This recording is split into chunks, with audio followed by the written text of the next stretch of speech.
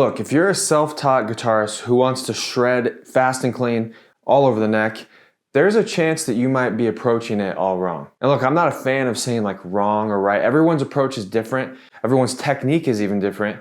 So I don't think there's a wrong or right. But for me as a self-taught guitarist, there were some things that were really holding me back. So today I'm going to break down the 5 biggest mistakes that all self-guitarists make and how to fix them starting today. And just to give you an idea of how this worked for me, I used to be stuck for a long time on the guitar, specifically with lead guitar and solos. I was playing in the same pentatonic box, the same boring licks. I couldn't get to higher speeds and I sounded sloppy every time I tried.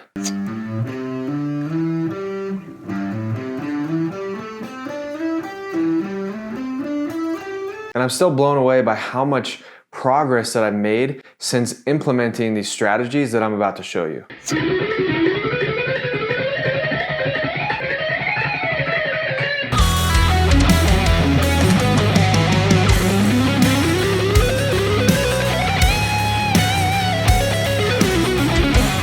The first mistake is that you believe in the 10,000 hour rule. Spend 10,000 hours on something and you'll become world class, right? I mean, it sounds good, but here's the problem. It's not exactly true. 10,000 hours of the wrong thing won't make you a guitar hero. It'll just make you 10,000 hours older and you'll still be stuck.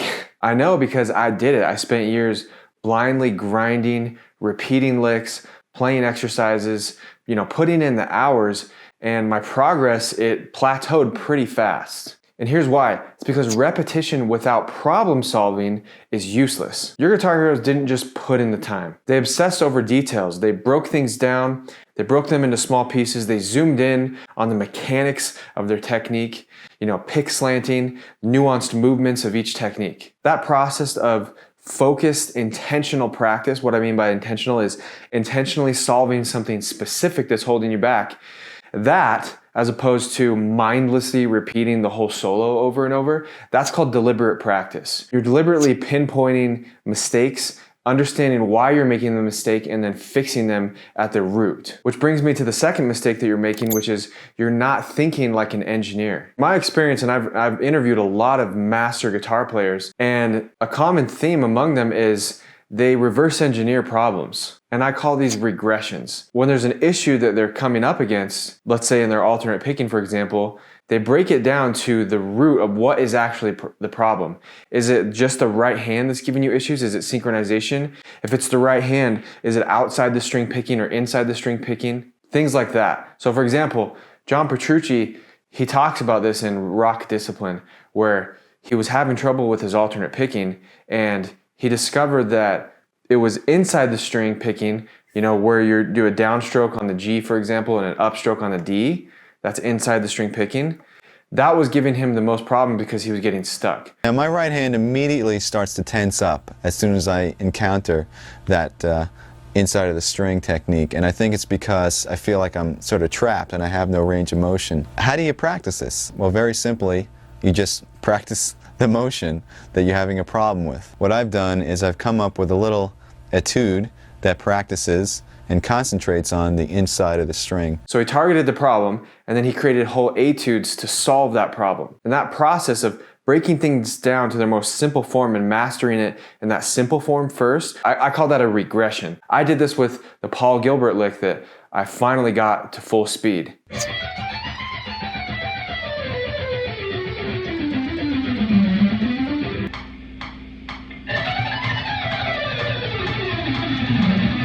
And one of the main things that helped me do this was doing regressions.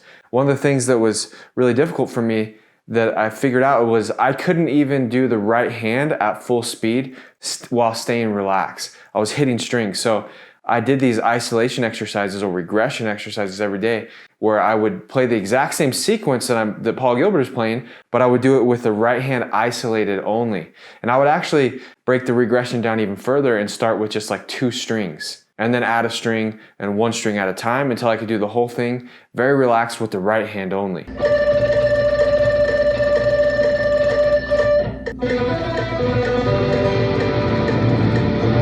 The third mistake that you're probably making is you're practicing slow and gradually increasing the speed. Don't get me wrong, you have to lock in the mechanics at slower speeds, but as opposed to gradually increasing the speed, It's important to go up to a much higher speed that is really pushing your limits. Start with fewer notes and just burst those fewer notes at higher speeds, because your movements at higher speeds change. They need to be smaller and more economical. And you need to not only train for that, but you need to train your fast twitch muscle fibers like a sprinter would. Mistake number 4, you think that knowing more music theory is going to make you better at soloing.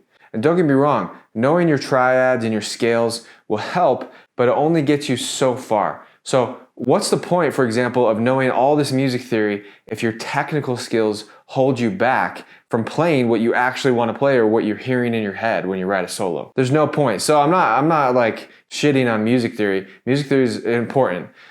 Some people don't need it. They just have a really good ear. But people tend to focus on music theory and feel. Like, yes, those are important. Feel is important. Music theory is important. But what is the point if you can't execute? Which brings me to mistake number 5. You don't have a mentor that can reverse engineer and show you the exact process of how they actually got good. And the big issue in the guitar community is a lot of really high-level players, they don't know how to articulate exactly how they got good. For example, a lot of really good alternate pickers before Troy Grady came around, they didn't know how to explain pick slanting. They didn't know how to explain string transitioning. They didn't know how to explain all of these things. They just chalked up their alternate picking prowess to they're just putting in the time and that they love it. But if you're stuck and you want to get good, the reality is that you would need someone who could actually reverse engineer the mechanics of alternate picking and show you how to master it step by step from the ground up. And on that note, if you want to learn pick slanting, for example, to master your alternate picking, you can click this video right here. Or if you're just sick of being stuck and you need a proven step-by-step system with me mentoring you, with a community of guitar players helping you along the way, with a proven curriculum that'll guide you along the way, then go ahead and click the link in the description and you can sign up for that. See you in the next one.